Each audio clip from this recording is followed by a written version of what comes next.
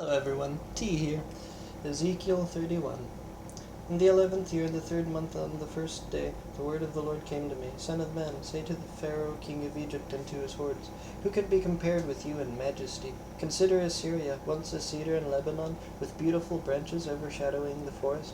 It towered on high, its top above the thick foliage. The waters nourished it. Deep springs made it grow tall. Their streams flowed all around its base, and sent their channels to all the trees of the field. So it towered higher than all the trees of the field. Its boughs increased, and its branches grew long, spreading because of abundant waters. All the birds of the sky nested in its boughs. All the animals of the wild gave birth under its branches. All the great nations lived in its shade. It was majestic in beauty, with its spreading boughs, for its roots went down to abundant waters. The cedars in the garden of God could not rival it, nor could the junipers equal its boughs, nor could the plane trees compare with its branches. No tree in the garden of God could match its beauty.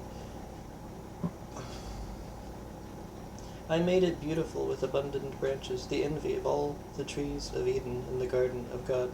Therefore this is what the sovereign Lord says, because the great cedar towered over the thick foliage, and because it was proud of its height, I gave it into the hand of the ruler of the nations, for him to deal with according to its wickedness. I cast it aside, and the most ruthless of foreign nations cut it down, and left it. Its boughs fell on the mountains and in all the valleys.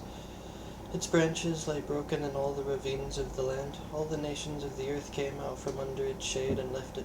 All the birds settled on the fallen tree, and all the wild animals lived among its branches. Therefore no other trees by the waters are ever to tower proudly on high, lifting their tops above the thick foliage.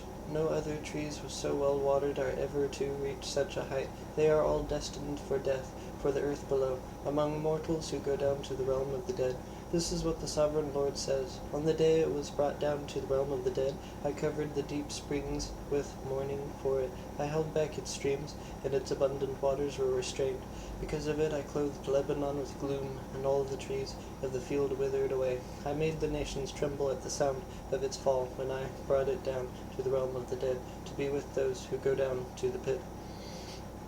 Then all the trees of Eden, the choicest and best of Lebanon, the well-watered trees, were consoled in the earth below. They too, like the great cedar, had gone down to the realm of the dead, to those killed by the sword, along with the armed men who lived in its shade among the nations.